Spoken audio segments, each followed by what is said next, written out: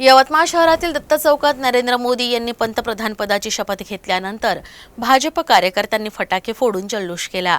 नरेंद्र मोदी यांनी तिसऱ्यांदा देशाच्या पंतप्रधानपदाची शपथ घेतल्यानंतर महायुतीच्या कार्यकर्त्यांसह भाजप कार्यकर्त्यांनी दत्त चौकात फटाक्यांची आतिषबाजी करून जल्लोष केला। यावेळी महिला कार्यकर्त्यांनी देखील आनंदोत्सव साजरा केला।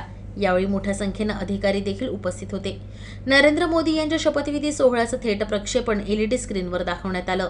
मोदींच्या शपथविधीनंतर सर्वांनी एकच जल्लोष केला।